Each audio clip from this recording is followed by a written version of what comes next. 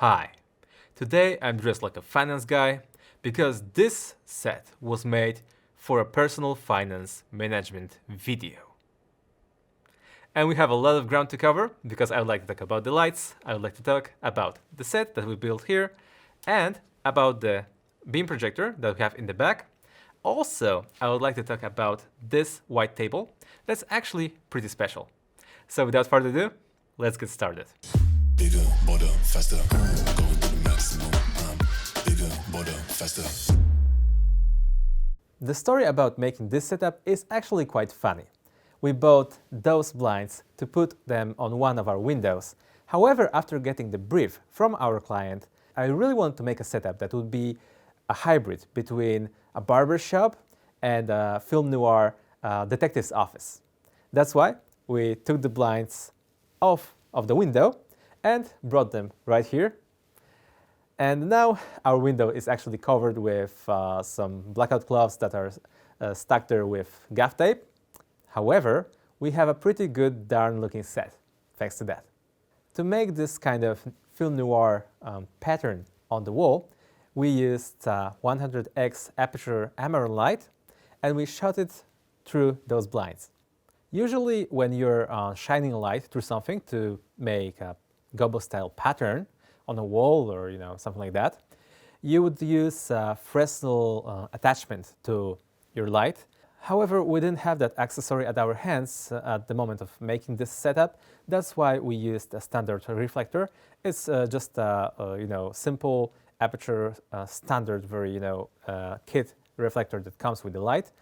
And just a hint from me: if you don't have the right attachment, like you don't have a spotlight or maybe you don't have attachment for your bonus mount, then you can always find some kind of a workaround. So don't give up and just try something else. Maybe some gaff tape will fix your problems. Maybe some cinefoil. There's a lot of things that you can do just instead of ordering a new piece of equipment and waiting for it for a few days. If you have watched our previous videos, you probably noticed that we like using beam projectors a lot. Last time we used a beam projector, an ultra short throw beam projector, when making a setup similar to that of potato jets. And this time we used a laser short throw projector as well. So in the background we are using some stock footage from ArtGrid. It's actually a time-lapse video, so it's not ideal. However, during the real video shoot, we actually paused the video and we used just still frames from the video. However, ArtGrid, if you're watching me, then it would be really, really great if you could make stock footage that would be like just 1 hour, just 1 hour clip of those mountains with some kind of clouds passing and maybe some water flowing, just real time, no time lapse. It would make people like me, so people that use projector backgrounds or LD wall backgrounds or maybe TV sets, that would make our work a lot easier, and that's a niche that you could maybe try out. So this time for this video we used a wall that is not flat. It has actually some texture. This is a wall that is covered with concrete, so it's a wooden panel covered with concrete. It's very heavy, and that's why we usually use projectors to just project this kind of texture on it. However, it has a nice look to it. It looks a little bit grungy. And tell me in the comments if you saw the difference between just like a normal wall and a concrete wall. Actually,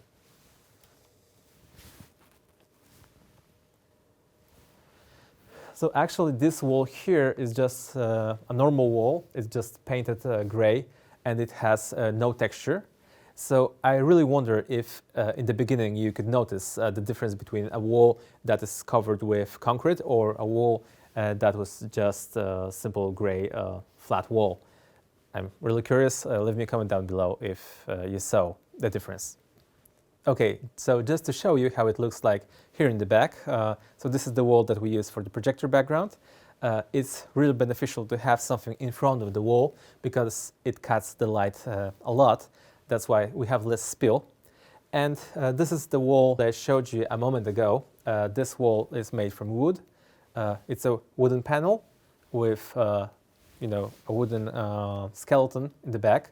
To hold this wall, we're using a C-stand with a grip arm and a grip head that is connected through this pin to a super clamp, and the super clamp is holding the skeleton of this whole construction. And also we have a sandbag down on one of the legs of the C-stand because you really need to make the C-stand kind of heavy if you want it to hold a wall that's covered in concrete, or actually any wall at all. Be safe. Since the whole idea for the set was to make like a big window in the back, we wanted the blinds to be covering like a fake window. That's why we took this wooden plank and we attached it here with those clamps, and we made a kind of window frame so it looks a little bit better and a little bit more believable.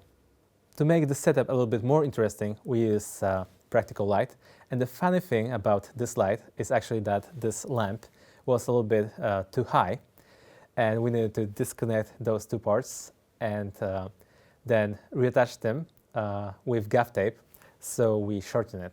However, in the other angle, not this angle, in the original video, it doesn't look strange. It actually looks like just like a lamp.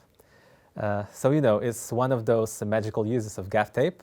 So remember, always bring your gaff tape. So an interesting thing about this light, it actually uses a Philips Hue bulb, which is connected to this application, so you can turn it off and on. You can also change the color a bit to maybe more yellow or more white. Also, Philips Hue bulbs have this, color adjustment, so you can do whatever you really need for your setup. For our setup, it's, we just needed some kind of like a warm tone, and that's all. You can also change the intensity of the light, like so. So yeah, Philips Hue bulbs are really good for any kind of setups. It's always good to use them, even if you only need to adjust the brightness. Since we had this practical light, we wanted to have this kind of motivated lighting. That's why we use a KinoFlow up there with a grid that is shining a little bit like a warmer light on the back of the head.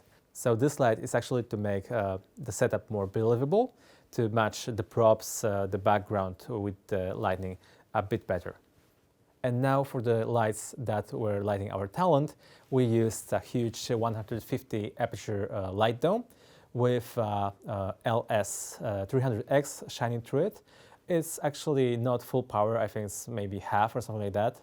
Also, we wanted our talent to look kind of tough, manly. That's why we used negative fill.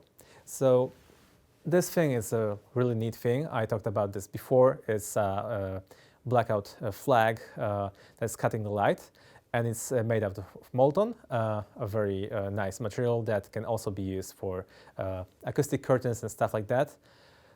So yeah, this is great for negative fill, and I'll show you just in a moment how it looks like with and without negative fill. I think it makes a huge difference.